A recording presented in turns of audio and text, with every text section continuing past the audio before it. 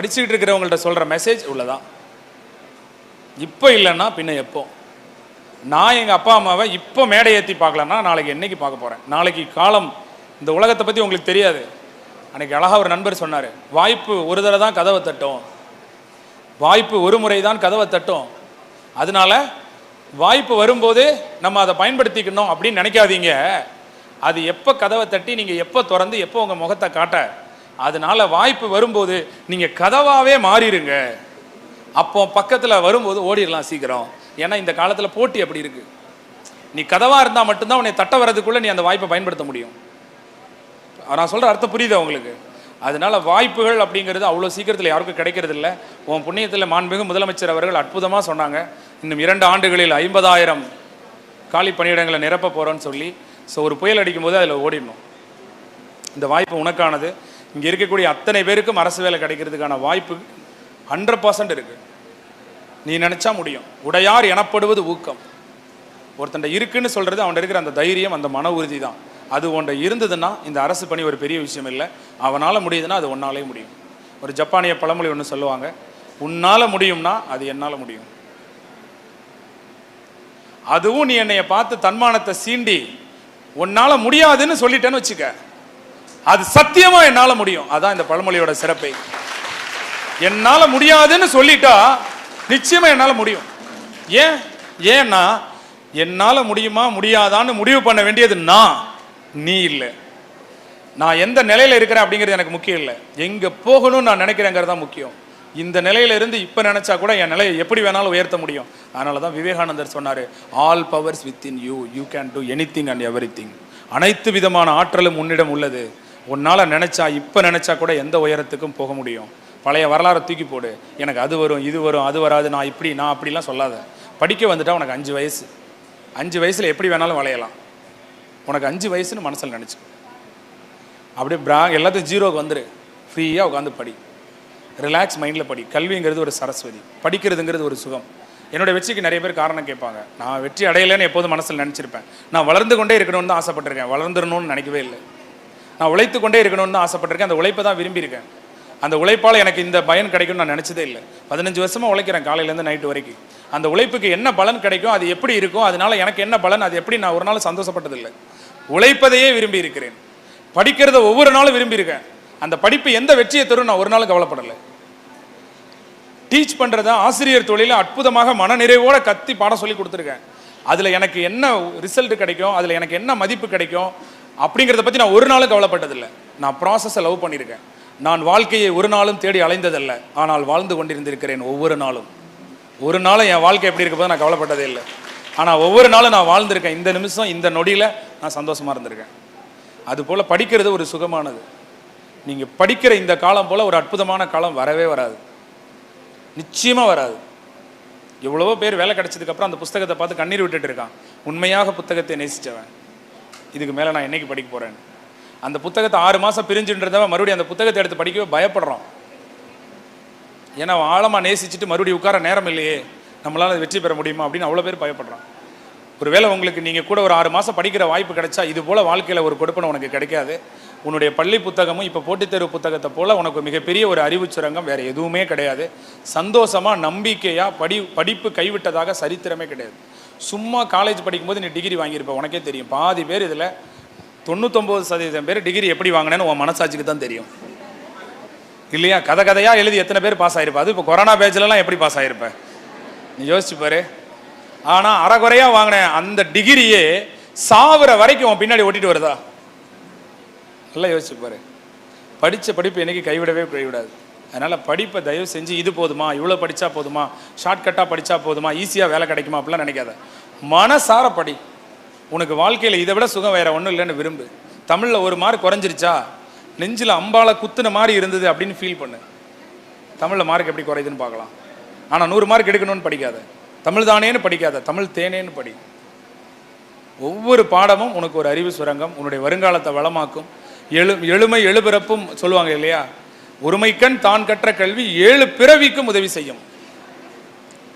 ஒரு பிறவியில் நீ படித்த படிப்பு 7 பிறவிக்கு உதவி செய்யுமா? அதனால படிக்கிறதுனால என்ன நன்மைன்னு தயவு செஞ்சு கேட்டுறாத, மனசார படி. இந்த படிப்பு நிச்சயமா உன்னை ஒரு ஒரு பொசிஷனுக்கு கொண்டு போகும். அவ்வளோதான். உன்னுடைய உழைப்புக்கு மெய்வருத்த கூலி கிடைக்கும். ஸோ இதை படித்து கொண்டிருக்கக்கூடிய மாணவர்களுக்கு நான் பதிவு செஞ்சுக்கிறேன். ஸோ இதுதான் என்னுடைய சிறிய உரை. ஏன்னா நிறைய பேர் பசியில் இருப்பீங்க. இப்போ மாணவர்களுக்கான நேரம். சரியா? நம்பிக்கையோடு படிங்க. படிப்பு ஒன்றும் பெரிய விஷயம் இல்லை. நல்ல பழக்க வழக்கங்கள், நல்ல எண்ணங்கள் மட்டும் எப்போதும் மனசில் வச்சுக்கோங்க. அதுதான் வாழ்க்கைக்கு தேவையான குணமே தவிர இந்த வெற்றிங்கிறது நீ என்னைக்கு வேணாலும் அதை நிச்சயமாக அடைஞ்சிப்ப. அவ்வளோதான். நம்பிக்கை நிறைந்த ஒருவன் யார் முன்னாடியும் எப்போதும் மண்டியிட மாட்டான். அந்த நம்பிக்கை உன் மனசில் இருக்கா, அதை பாரு. உன்னுடைய எண்ணங்கள் நல்லா இருக்கா பாரு. உன்னுடைய உழைப்பில் கவனம் செலுத்து. எல்லாரையும் நேசி. எப்போதும் பணி செய்யறதுக்கு இறைவன் உன்னை படைச்சிருக்கான்னு மனசில் வச்சு. முகமது அலின்னு ஒரு குத்துச்சண்டை வீரர் அழகாக சொல்லுவார், இந்த பூமியில் நாம் பிறந்திருக்கோம், இதை பயன்படுத்தியிருக்கோம், அதுக்கு நம்ம கொடுக்கிற வாடகை பிறருக்கு உதவி செய்யறதுன்னு சொல்லுவார். வள்ளுவர் அதை அழகா சொல்லுவார், ஈதல் இசைப்பட வாழ்தல் அதுவல்லது ஊதியம் இல்லை உயிருக்கும்பார். புகழோடு வாழ்வதும் பிறருக்கு உதவி செய்யறதும் தான் இந்த உயிருக்கான ஊதியம், இந்த மண்ணில் பிறந்ததுக்கு. அப்படி ஒரு ஊதியம் செய்ய மட்டும் நீ கடன் பட்டிருந்தா போதும், அந்த ஊதியத்துக்கான பணி உன்னைய தேடி தானா வரும். அதனால பரந்த மனதோடு எல்லாரும் படிங்க. வரக்கூடிய தேர்வுகளை எல்லாரும் நிச்சயமா வெற்றி பெறுவீங்க. உங்களுடைய கனவும் ஒரு நாள் நனவாகும், இந்த காயும் ஒரு நாள் கனியாகும் அப்படின்னு சொல்லிட்டு வாய்ப்புக்கு நன்றி கூறி விடைபெறுகிறேன். வணக்கம். வாய்ப்பாக பயன்படுத்திக்கிட்டு கடவுள்கிட்ட நான் ஒரு பிச்சை கேட்குறேன். வேலையை விட்டுட்டு வந்து எல்லாருக்கும் தமிழ் மார்க்குக்காக படிக்க வேண்டியது இருக்குது. இந்த தேவைக்காக படிக்கும்போது அப்படியே வாழைப்பழத்தில் மாத்திரையை வச்சு ஊசி ஏற்றி கொடுக்குற மாதிரி நான் கொஞ்சம் விருப்பத்தையும் ஊட்டிடுறேன். தமிழ் எவ்வளோ இனிமையாக இருக்குது பாருங்கள். மார்க்குக்காக மட்டும் படிக்காதீங்க, அதை தானேன்னு படிக்காதீங்க, தேனேன்னு படிங்க. நான் இதை ஒரு வாய்ப்பாக தான் நினைக்கிறேன். எனக்கு கிடைச்ச வாய்ப்பு. தமிழ் 100 மார்க் இருக்குங்கிறத வச்சு தமிழ் உணர்வை என்னுடைய பிள்ளைகளுக்கு ஊற்றிடணுங்கிறது என் ஆசை. அவ்வளோதான். என்னுடைய நோக்கங்கள், எண்ணங்கள், ஆசைகள்லாம் வேறு வேறு. இந்த இன்ஸ்டியூட் நடத்துகிறதும், இந்த இன்ஸ்டியூட்டில் ரிசல்ட் கொடுக்குறதும், பேனர் வைக்கிறதும் அதிலெல்லாம் நான் விரும்பலை. அதெல்லாம் குறுகிய மனப்பான்மை தான். நான் வரும்போதே இந்த ஃபோட்டோவை பார்த்து சாரை பார்த்து சத்தம் போட்டேன், ஜேபி சாரை, நீங்கள் இந்த ஃபோட்டோ பக்கத்தில் ஏதோ ஒரு 4 மோட்டிவேஷன் லைனோ ஒரு திருக்குறளோ இல்லை வேறு ஏதாவது யாருக்காவது உபயோகரமான வார்த்தைகள் இருந்தால் அது நல்லாயிருக்கும். ஏன்னா அங்கேருந்து நீங்கள் அங்கே பார்த்துக்கிட்டே இருக்கும்போது அந்த வார்த்தை யாராவது ஒருத்தர் மனசில் நின்று யாராவது ஒருத்தர் வாழ்க்கையில் மாற்றத்தை ஏற்படுத்தலாம். அதுதான் வந்தவொடனே கேட்டேன், சார் ஏற்கனவே அடிச்சிட்டாங்க சார் என்ன. பட் இருந்தாலும் நம்ம விரும்பக்கூடியவங்க நம்மளை அறியாமலே அந்த விளம்பர கலாச்சாரத்தை வந்து ஊக்குவிக்கிறாங்க. அது நான் ஒவ்வொரு நாளும் வாய்ஸ் மெசேஜ் போட்டு கட்டுப்படுத்திகிட்டே தான் இருக்கேன். பட் இருந்தாலும் ஒரு எண்ணம், இதுக்கெல்லாம் ஒரு நாள் முடிவு கேட்ட தான் போகிறோம். எங்கிருந்து பெறப்பட்டதோ அது அங்கேயே பெறப்பட்டது, அவ்வளோதான். சரியா? அதனால் இதுதான். இது நிறைய நம்ம பேசலாம். அப்பப்போ நீங்கள் என்னுடைய சோசியல் மீடியாவில் நான் அடிக்கடி லைவில் பேசுகிறத பார்த்தீங்கன்னா உங்களுக்கே அதுக்கு கிளாரிட்டி கிடச்சிருக்கும். ஆல்ரெடி பாப்பா சார், நான் எல்லாத்துக்குமே பதில் சொல்லியிருக்கேன். எல்லாருக்குமே பதில் சொல்லியிருக்கேன். ஆமாம் சார்.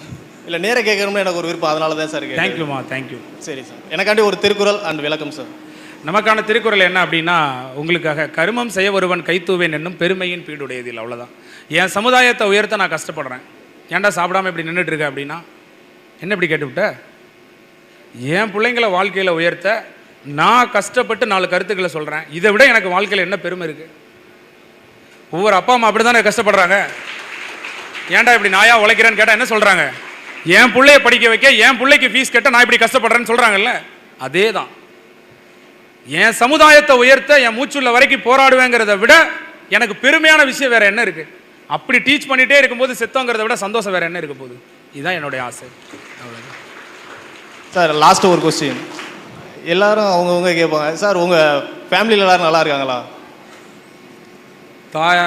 தாய் இருக்காங்க, தந்தையார் மறைஞ்சிட்டாங்க, நல்லா இருக்காங்க, உடம்பு சரியில்லாமல் தான் இருக்காங்க. இருந்தாலும் நம்மளை முகம் பார்த்தா அவங்க சந்தோஷமாயிடுறாங்க. மற்ற எல்லோரும் மனைவி இருக்காங்க, குழந்தைங்க இருக்காங்க, எல்லோரும் நல்லா இருக்காங்க. அனைவரும் நலம். என்னுடைய பிள்ளைங்க நிறைய பேர் தமிழ்நாடு ஃபுல்லாக இருக்காங்க, அவங்க நிறைய ஹாப்பியாக இருக்காங்க. அப்பப்போ இது கொஞ்சம் சீமான அண்ணனையே நான் வந்து கடன் வாங்க வேண்டியதாக இருக்குது. அவர் மட்டும் தான் எல்லாரையும் அண்ணன், மாமா, மச்சான், அக்கா, தங்கச்சின்னு சொல்லுவார். அது ஒரு அற்புதமான பேச்சு உண்மையிலே. அப்படி எல்லாராலையும் அப்படி பேச முடியாது. ஆனால் அது ஒரு நல்ல ஒரு நெருக்கமான பேச்சு. நெருக்கமாக வச்சுருக்கோம் எல்லாரையும். ரொம்ப ஹாப்பி, சந்தோஷமாக இருக்காங்க எல்லோரும். தேங்க்யூ. அண்ணன் நான் இருக்கேன் அப்படிங்கிறதுனால கவலைப்படாமல் இருக்காங்க நிறைய பேர். தேங்க்யூ. ஓகே. வேறு யாராவது கடைசியாக லாஸ்ட்டாக வச்சுக்கலாம், பசியில் இருப்பாங்க கொஞ்சம் பேர். சார் வணக்கம். என்னுடைய பேர் சுரேந்தர். நாங்கள் வந்து ஒர்க் பண்ணிகிட்டே படிக்கிறோம் சார். ஒரு நாளைக்கு 24 மணி நேரத்தில் ஆல்மோஸ்ட் ஒர்க்குக்கே ஒரு 8 to 10 மணி நேரம் செலவாகுது. மீதி ஒரு 14 மணி நேரத்தில் ஒரு 6 மணி நேரம் தூங்கிடும். அந்த 8 மணி நேரத்தை நல்லா யூஸ் பண்ணுற மாதிரி ஒரு ஷெடியூல் எந்த மாதிரி நம்ம பிளான் பண்ணலாம் சார்? இல்லை ஒன்றும் இல்லைம்மா, அது ஒவ்வொரு நாளுமே ஒரே போராட்டமாக தான் சார் இருக்குது. ஒரு விஷயம் நல்லா தெரிஞ்சுக்கோங்க, நம்ம எல்லாருக்கும் ஒரு கேரக்டர் கொடுத்துருக்கான் ஆண்டவன். அந்த கேரக்டர் நம்ம மீற முடியாது. அது தாய்க்கு பிள்ளையாக இருக்கலாம் இல்லையா, கணவனுக்கு மனைவியாக இருக்கலாம், இல்லை மனைவிக்கு கணவனாக இருக்கலாம், இல்லை டீச்சருக்கு குருவாக இருக்கலாம், இல்லை குருவுக்கு வந்து ஸ்டூடெண்ட்டாக இருக்கலாம். ஏதோ ஒரு கேரக்டர். நம்ம குடும்பம் இதுதான், நமக்கு வரக்கூடிய கஷ்டங்கள் இதுதான். நமக்கு சூழ்நிலை இல்லை, சந்தர்ப்பம் இல்லைன்னு வருத்தப்படாமல் இதுக்குள்ளே நம்ம முன்னேற என்ன வழின்னு தான் நம்ம டைம் டேபிள் போட்டுக்கணும். முதல்ல நடந்த விஷயத்தை நினச்சி வருத்தப்படக்கூடாது. இதில் ஜெயிக்க என்ன வழி, இந்த கஷ்டமான சூழ்நிலையை கடந்து வர ஈஸியான வழி என்ன, அதை நம்ம கண்டுபிடிக்கணும் ஃபஸ்ட்டு. அதனால நமக்கு டைம் இல்லையேன்னு என்றைக்கும் ஃபீல் பண்ணக்கூடாது. நம்ம வந்து என்றைக்குமே எப்படி இருக்கணும்னா, ஐயோ ரோஜாவில் முள் இருக்கே அப்படின்னு பார்க்கக்கூடாது, முள்ளில் ரோஜா இருக்கே அப்படின்னு பார்க்கணும். நம்மளால் இவ்வளோ நேரம் படிக்க முடியலன்னு நினைக்காம இன்றைக்கி இவ்வளோ நேரமாவது படிக்க முடிஞ்சதே அப்படின்னு சந்தோஷப்படுற ஒரு ஆளாகவும், புத்தகத்தை தேடி விரும்பி படிக்கக்கூடிய ஒரு ஆளாகவும் நம்ம முதல்ல இருக்கணும். ஒன்று. ரெண்டாவது, இந்த மாதிரி ஒர்க் பண்ணிட்டு படிக்கிறவங்க, ஃபேமிலியில் இருந்து படிக்கிறவங்களாம் கொஞ்சம் முன்னாடியே படிக்கணும். ஏன்னா நம்மளால் முழு நேரமாக படிக்க முடியாது. எந்த ஒரு காரியத்தையும் செஞ்சு முடிக்க நேரம் தான் வேணும். இப்போ ஒரு குரூப் 4 படித்து பாஸ் பண்ணால் 1200 மணி நேரம் வேணும். 1200 மணி நேரம். இன்றைக்கி ஒருத்தர் படிக்க ஆரம்பித்தாருன்னா 4 மாதத்தில் 10 மணி நேரம் எஃபர்ட் போட்டாருன்னா போர்ஷன் கம்ப்ளீட் பண்ணிடலாம். இப்போ நீங்கள் ஒர்க் பண்ணிகிட்டே படிக்கிறீங்க, உங்களுக்கு 5 மணி நேரம் தான் செலவு பண்ண முடியும்னா நீங்கள் 8 மாதம் படிக்கணும். இப்போ ஒரு ஃபேமிலியில் இருக்கவங்களுக்கு 2 மணி நேரம் தான் கிடைக்குன்னா ஒரு 1 இயர் படிக்கணும் அவங்க. அப்படி தான். புரியுதா நான் என்ன சொல்ல வரேன்னு? அதாவது நம்மளால் 2 மாதம் 8 மணி நேரம் படிக்க முடியாமல் இருக்கலாம் ஒர்க் பண்ணுறதால. ஆனால் 4 மாதம் 4 மணி நேரமோ 6 மாதம் 2 மணி நேரமோ படிக்க முடியும். ஸோ அப்போ அந்த மாதிரி ஒர்க் பண்ணிட்டு படிக்கிறவங்க கொஞ்சம் கன்சிஸ்டன்சியாக படிக்கணும். ஏன்னா நம்ம எல்லாரோட சேர்ந்து முன்னேறோம். அப்போ நமக்கு சும்மா அதிகம். அப்போ நம்ம ப்ரீ பிளான் முன்னாடியே பண்ணணும். திட்டமிடுதல் சீக்கிரம். இப்போ காலையில் எந்திரிச்சு இந்த ஃபங்க்ஷன் வரணும்னா இந்த தம்பி எந்திரிச்சோன்னு அப்படியே வர வேண்டியது தான். ஆனால் ஒரு ஃபேமிலியில் இருக்கவங்க அப்படி வர முடியுமா? அவங்க எந்திரிச்சு சமையல் பண்ணி வீட்டுக்கு கொடுத்து எல்லாரையும் கவனித்து கிளம்பி வரணும். அப்போ இவருக்கு எந்திரிச்சு கிளம்புற நேரமும் நீங்கள் எந்திரிச்சு கிளம்புற நேரமும் ஒன்றா? நீங்கள் 5 மணிக்கு எந்திரிக்கணும், இவர் 7 மணிக்கு எந்திரிச்சா போதும். அப்படி தானே? அதே போல் தான் ஒர்க் பண்ணிட்டு ஒர்க் பண்ணிகிட்டே படிக்கிறவங்களும் கொஞ்சம் பிஃபோராக ஸ்டார்ட் பண்ணணும். எப்போதுமே கால்ஃபருக்கு முன்னாடியே படிக்க ஆரம்பிச்சிடணும். ஏன்னா நமக்கு நேரம் கம்மி. ஆனால் பாசிபிள் தான். ஆனால் ஒரு விஷயம் மட்டும் நான் உங்களுக்கு சொல்கிறேன், தெரிஞ்சுக்கோங்க. 24 மணி நேரம் உட்காந்து படிக்கிறவனை விட தான் குடும்பத்தை உயர்த்திக்கிட்டு, அப்பா அம்மாவை பார்த்துக்கிட்டு, விவசாயத்தை பார்த்துக்கிட்டு, வீட்டு வேலையை பார்த்துக்கிட்டு, அக்கா தங்கச்சியை நினச்சிக்கிட்டு கஷ்டப்படுறான் பாருங்க, அவன் படிக்கிற படிப்புக்கு தான் இறைவனுடைய ஆசீர்வாதம் அதிகம். சுயநலமாக தான் மட்டும் உட்காந்து படிக்கிறான் பாருங்க, அவன் என்றைக்குமே ஒரு சிம்பிளாக ஒரு வார்த்தை சொல்லுவாங்க, சுறுசுறுப்பு அதிக களைப்பை தருதா, சோம்பல் அதிக களைப்பை தருதான்னு. சோம்பல் தான் நமக்கு அதிக களைப்பை தரும். ஒரு நாள் ஃபுல்லாக சும்மா உட்காந்துருந்தா தான் நம்ம மரமண்டே ஆகிடுவோம். பிஸியாக ஒர்க் பண்ணிவிட்டு அந்த கேப்பில் படிக்கிறோம் பாருங்கள், அது போல் சந்தோஷம் வேறு எதுவுமே கிடையாது. உங்கள் நேரத்தை கரெக்டாக யூட்டிலைஸ் பண்ணி படிங்க. டைம் டேபிள் போடும்போது ஃபஸ்ட்டு ஸ்கோர் பண்ணுற சப்ஜெக்ட்டுக்கு டைம் டேபிள் போடுங்க. எது இந்த 200 மார்க்லாம் அதிகமாக கேட்குறாங்க, அதுக்கடுத்து உங்களுக்கு பிடிச்ச பாடத்தை படிங்க. அடுத்து வீக்கான ஏரியாவை படிங்க. சப்போஸ் ஸ்கோர் பண்ணுற ஏரியா உங்களுக்கு வீக்காக இருந்தால் ஃபஸ்ட்டு அதை படிங்க. ஸோ இந்த மாதிரி நீங்கள் டைம் டேபிள் போடுவாங்க. சப்ஜெக்டை ஒரு நாளைக்கு 3 சப்ஜெக்ட் இருக்கிற மாதிரி படிங்க. டிஃப்ரெண்ட்டாக படிங்க, தியரியாக படிங்க, ஒன் வேர்டாக படிங்க, மல்டிபிள் சாய்ஸாக படிங்க. படிக்கிற இடத்த மாற்றுங்க, படிக்கிற மெத்தடை மாற்றுங்க, படிக்கிற சப்ஜெக்டை மாற்றுங்க. இந்த மாதிரி ஒவ்வொரு விஷயத்தையும் மாற்றி யோசிக்கிறது மூலமாக நம்மளால் சக்ஸஸ் பண்ண முடியும். இதுக்கு நிறைய பேர் நிறைய கருத்துக்களை பதிவு செஞ்சுருக்காங்க. அதுலேருந்து உங்களுக்கு டிப்ஸ் எடுத்துக்கோங்க. சரியா? Thank you sir. ஓகே. ஸோ எல்லாரும் வந்து இன்றைக்கி ஒரு அற்புதமான ஒரு நிகழ்வாக இருந்துச்சு உங்கள்கிட்ட பேசுனது. எல்லோரும் கிட்டத்தட்ட சாப்பிட்டீங்களா? யார் சாப்பிடல கை தூக்குங்க. ஏமா சேபி சார் தம்பிங்க தம்பிங்கன்னு சொல்லி இவர் வேறு சும்மா இருக்காமல் தம்பிங்கன்னு சொல்லி சாப்பிட விடாமல் உட்கார வச்சுருக்காரா? நீங்களுமா? சரி, ஓகே. ஸோ உங்கள் எல்லாருக்கும் வெற்றி மேலே வெற்றி கிடைக்கணும், விருது கிடைக்கணும், பெருமை கிடைக்கணும். மேதைகளெல்லாம் உங்களை வாழ்த்தும்படி நீங்கள் வாழணும். பெற்ற தாயின் புகழும் பிறந்த மண்ணின் புகழும் வற்றாமல் உங்களோடு வாழ வேண்டும் என்று கூறி இன்றைய பொழுது உங்களோட நான் ரொம்ப சந்தோஷமாக செலவழிச்சேங்கிறது இன்றைக்கி நைட் எனக்கு நிம்மதியான தூக்கத்தை தரும்னு சொல்லிவிட்டு இந்த வாய்ப்புக்காக இறைவனுக்கும் உங்களுக்கும் நன்றியை தெரிவிச்சுக்கிட்டு விடைபெறுகிறேன். வணக்கம்.